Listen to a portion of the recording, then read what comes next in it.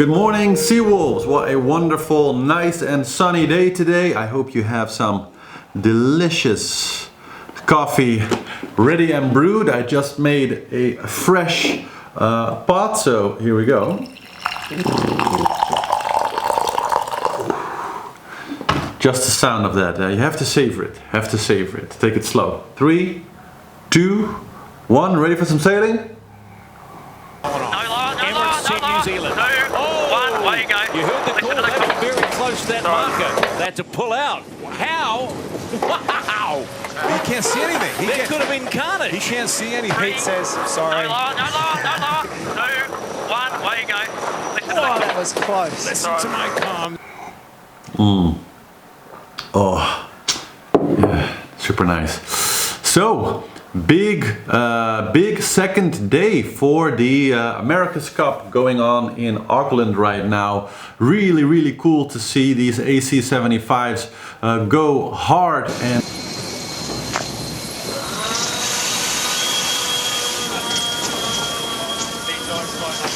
head-to-head again yesterday, or in the middle of the night actually, because of the time difference here in Holland. But I'm staying up for it, and I found both, all 4 races really exciting. It was a especially cool day because we saw the same matchups. So we saw America versus the Italians, and we saw Team UK square off against the New Zealanders, both of them in 2 heats, so kind of best of 2 situation. And not really super surprisingly, we saw both Team America and New Zealand more or less dominate the day, although Team America did lose the first race to Luna Rossa, who, every credit to them, raced a much better race than the day before, seemed much more in control, and we'll get into the details of that a little bit later.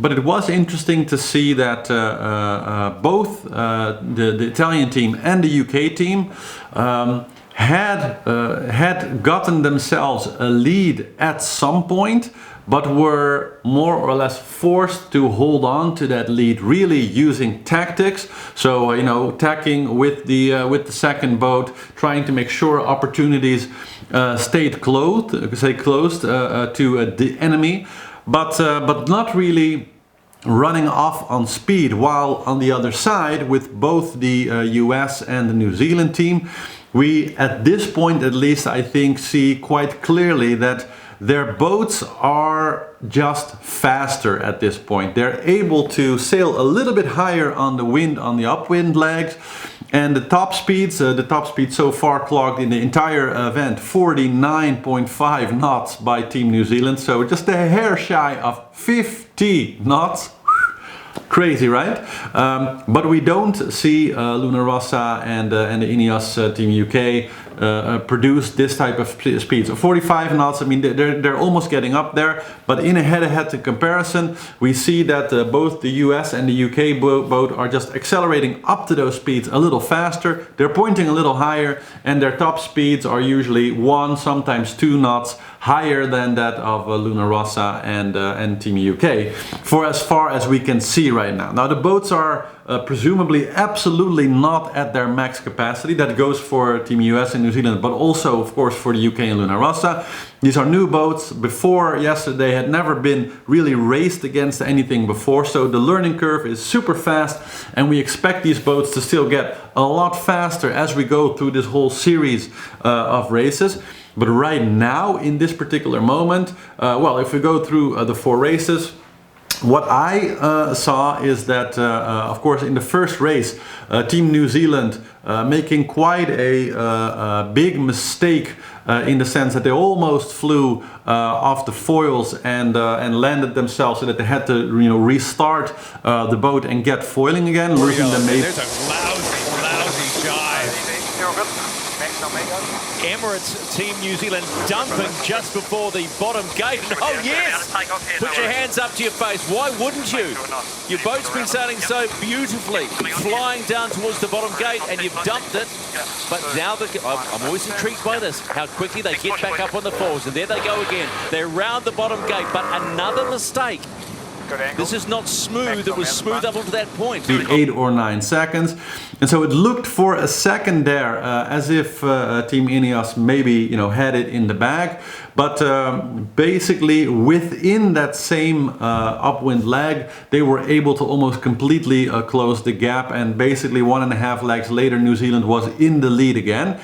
And yeah, that's what I mean when I say it's just obvious that the New Zealand boat at this time still has a significant speed advantage over the UK entry. And so, the way they can stay ahead of New Zealand and maybe still win a few races, of course, is by using the right tactics. But it's a tight race, especially if the other boat is just so much faster. Then eventually they always will find a way around it just by sheer power, and there's almost no tactics that can really defend against that if the other boat is just 2 knots an hour faster. Similar thing that we saw with Team USA. So as the first race between the American Magic team and Luna Rossa started, there was a bit of a scuffle in the launch box, and Team Luna Rossa got away faster, and pretty much through just brilliant tactical sailing were able to hold back the Americans, who didn't exactly sail a perfect race but near perfect. And throughout the 6 legs we could see the Americans constantly creep up on the Italian boat, almost getting ready maybe to pass by. But then the Italians, who had a comparable speed, I think the speed difference between the Italian boat and the US boat is a lot smaller than that of the UK boat and the New Zealand boat. But you saw that the Italians just brilliantly, by tactically racing, tacking constantly, cutting off the Americas' chances, made sure that they won that race in brilliant fashion. And so I think a really good pickup for the Italian team, psychologically very important for them. They are, after all, the challenger of record, so they are really, at least in that sense, kind of leading the pack of challengers, or at least should be. And so it's good to see that they pulled off this win, and the boat definitely looked a lot faster than in the day before, so there's a lot of progress made. And you did see that the Americans, as contrary to the day before, they were really smooth in the turns. They had a bit more trouble this time throughout the race, and of course had an actual fallover. So in one of the tacks, the rudder, I think, lost traction, and they actually almost fell over. But the strange thing is that you do see that they managed to get just so close up to Luna Rossa again, because they just have a little bit more speed. And then the Italian boat was able to hold them back.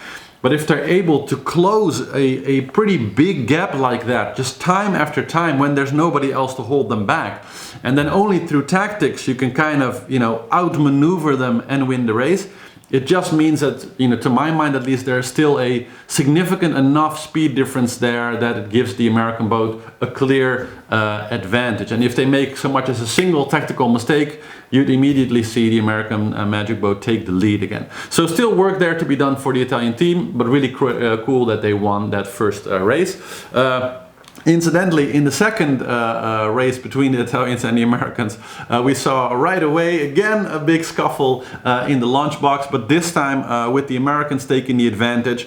And yeah, as soon as they were in front of the Italians, really from the start, just dominated that race, not really giving the Italians any chance to get back. Even though I think they raced even a little bit better than in that other race, more speed, a little bit higher sailing, and really the Americans really didn't build up such a big lead. There were times where I thought, ooh, they might have just are almost about to catch up with the Americans again.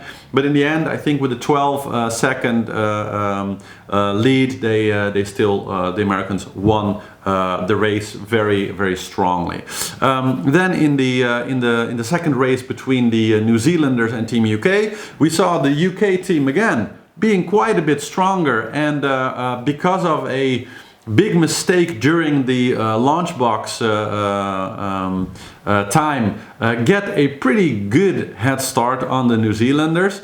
And once again, really visible, that just enormous speed difference between the Britannia and the Te Rehutai, where we just saw that even though they had, I think, like a 6 or 7 second deficit coming off of the start line, that they more or less made that entire distance up, and actually having Team New Zealand round the top mark almost at the same time, and then taking the lead from Team UK and not letting it go after that. So again, a strong indication that the Te Rehutai just quite a lot faster still than the UK boat. But for my mind, when looking at Team UK and looking at the day they had yesterday with all of the technical difficulties and actually having to forfeit their second race because they couldn't get the keel canting system to work properly, I think they're probably just super happy that they were at least able to more or less keep pace with the New Zealanders,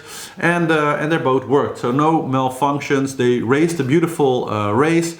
One technical thing that we saw there is that often taking the turn still with both foils in the water, where we see many of the other teams take most of the turns with just one, so they will flip it and then they will switch foils and then make the turn, or just go through the turn just completely on one foil, where we saw Britannia often using both foils, which gets a lot more friction in the water, and they slow down a lot and they just lose a lot of speed in those transitions also. But all in all, really cool to see these boats getting obviously very better. You can really see the progression from race day 1 to race day 2, and I'm very curious to see what more spectacle we'll see tomorrow in race day 3. And so that's my update on the goings on in the America's Cup over on the other side of the globe.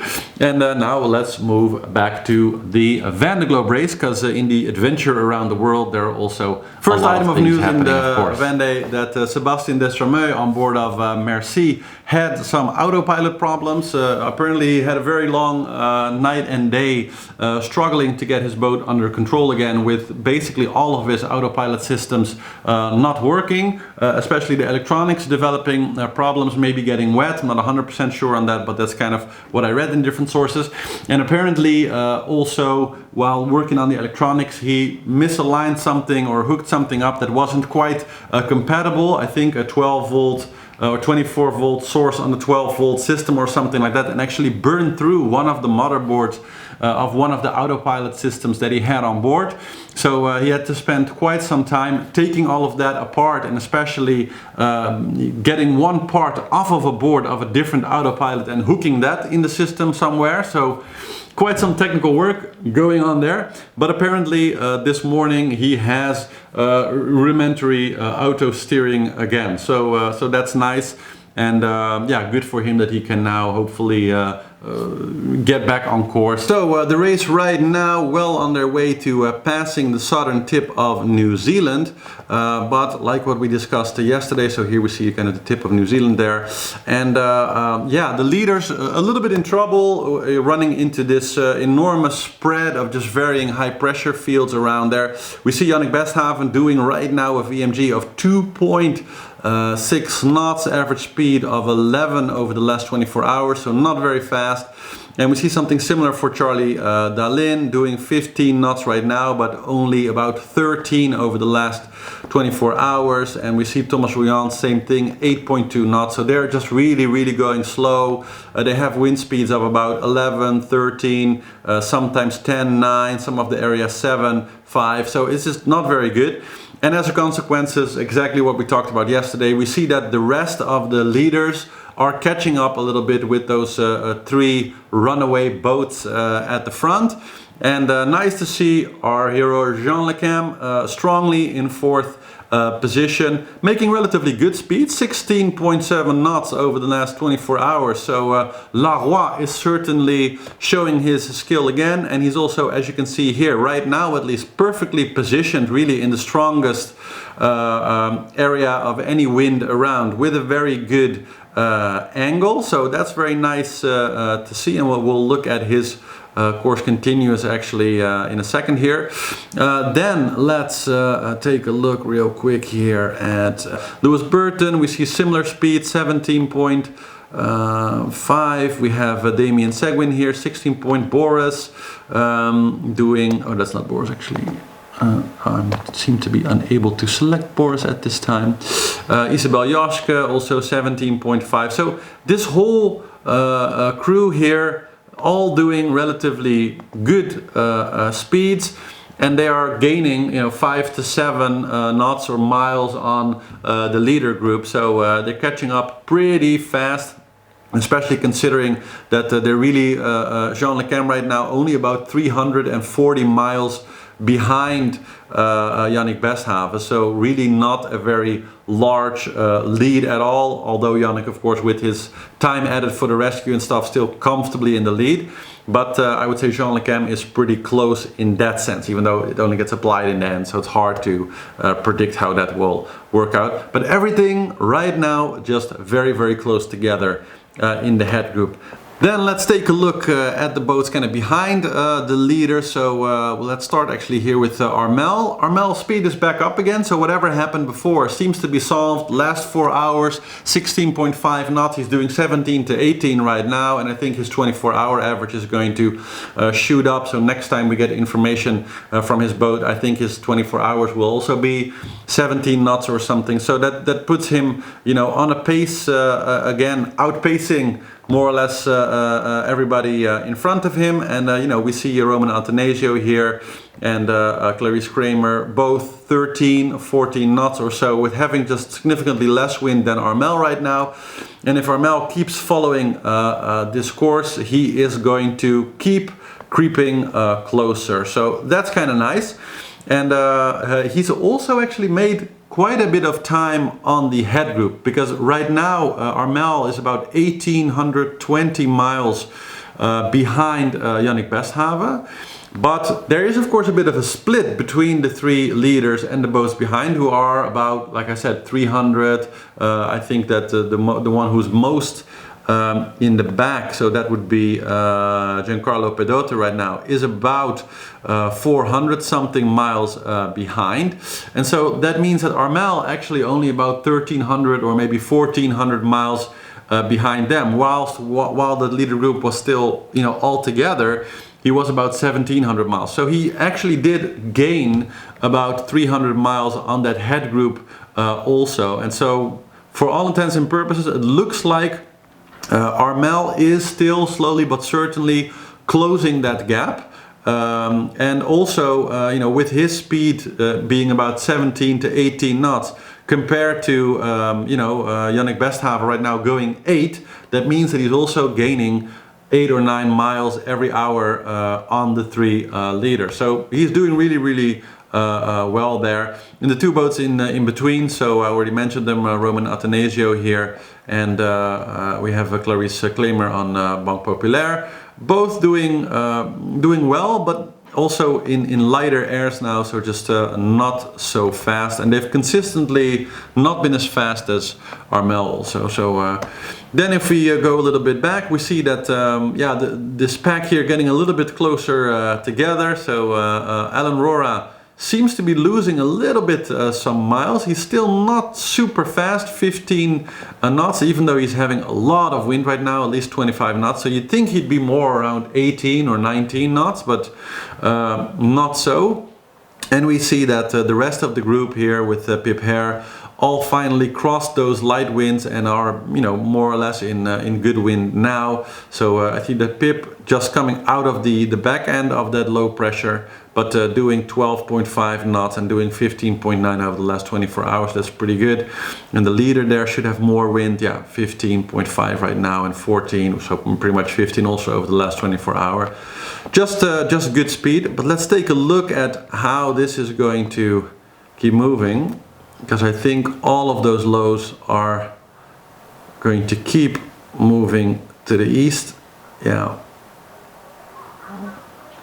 Yeah, so as you can see, that's moving more east and more up, hence why they've all chosen to kind of aim more south again so that they will stay in those stronger winds and hopefully connect with the stronger system that's kind of hovering around there a little bit to the southeast of them. Okay, so let's go back to the current time, and then we see now Charel, very comfortable lead over that group that he overtook on Jeremy Berjou, and doing good speed. I mean, for the last 4 hours, 16.6. He was a little bit slow, of course, but he's really out of that low wind area now, and it looks also for him that for the foreseeable future, he has some very good winds ahead of him. We can look at his projected track for a second and actually see what happens. He's obviously staying a little bit more to the north, but I would say that this stronger winds that he's in are going to be moving east with him at a good speed, giving him a really nice ride. Yeah, that's what it looks like. So I think that he's going to stay really fast. If he's doing 15, something like that now, I think he's probably gonna speed up actually. So I wouldn't be surprised if we see him on an 18 or 17, 18 nautical mile in the next 24-hour prediction. And then all the way in the back, so here we have, I think, no, that's actually Arie Heusela. So here we have Sebastian. So yeah, actually we can see the kind of the hooks in his track where he lost the auto last night, but doing really nicely there. And so that brings me back to the head group again, because yeah, I do think that the prediction is quite troublesome for the guys in front. We can see that this high pressure field really large, and this is actually the situation right now. And as we jump ahead a few hours and a few hours again, about half a day again and again, we see that it keeps hovering there. It's just very obvious that this high pressure is going to keep around, and we have another new one moving in there also going south, which is going to hit more or less where they're going to be in about, you know, maybe 2 days or so. And so they're really being this whole route right around the ice line there is being plagued by just all this high pressure systems, which is very low wind, just kind of rolling through. And yeah, I predict that at least for the next 2.5 days or so, the head group is going to be plagued by this. And so I think the next 2 days, if you think about it, huh? So the head group is going to be in lighter winds. For about 48 hours is going to be slowing down, and instead of doing 17 or 18 knots, they're going to be on averages that are more 11 and 10. While we see the group immediately behind them, so that's Armel Tripon and also Banque Populaire, etc., they are going to be booking at 16, 17, 18 knots averages. So the thing that I see happening actually over the next 2 days is that we're probably going to see all of the boats from Armel until the leading group get a lot more closer, and we actually might see in 2 or 3 days from now all of those lead boats really quite close together as they finally move past all these systems, really, you know, back into the Pacific, well, the Southern Ocean, but, you know, underneath the Pacific, let's say. So that's what I think will happen in the next 2-3 days. And yeah, that's pretty much it for this update today. So thank you all again very much for watching. Tomorrow I'm going to be sailing with some friends, so really looking forward to that. I'm going to do my best to also you know, make some cool videos for you guys, but it might be a little bit of a later show. So there's definitely going to be an update, but it might appear quite a bit later in the day, maybe 3-4 hours later or so. So just so you guys know that. Okay, so thank you all for watching. Make sure to like, subscribe, hit that notification bell if you haven't already, and go to the website seawolvestv.com for more info and to support the channel, help us grow. Thank you very much to all of our backers. Have some really cool interviews in the pipeline again, and also our first really cool new boat reviews. I'm not going to reveal anything about this yet, but suffice it to say, I'm talking to several manufacturers of really cool, really high-tech boats that are a bit more oriented towards the racing market. And as the new season is going to be rolling in, we're going to do some very cool, I wouldn't say reviews, but technical overviews of these boats, looking at the innovations that they're going to bring, and perhaps even testing a few of them and showing you guys what's what as these boats hit the water. So very excited about that news. And that's also largely because we have some backers, because I have a little bit budget now to maybe travel and actually go to places, visit these builders and do some on location reporting. So thank you all very much for that opportunity. I'm also working on I'm sort of getting to a new camera with a better autofocus and all this type of options, so that also when we're on location I can start to shoot some really cool specific types of videos. I'm really looking forward to that also. And all of that is thanks to you, so make sure to go to the website seawolvestv.com and get involved and help out. So yeah, that's it for today. I'll see you all tomorrow with a delicious cup of some hot coffee.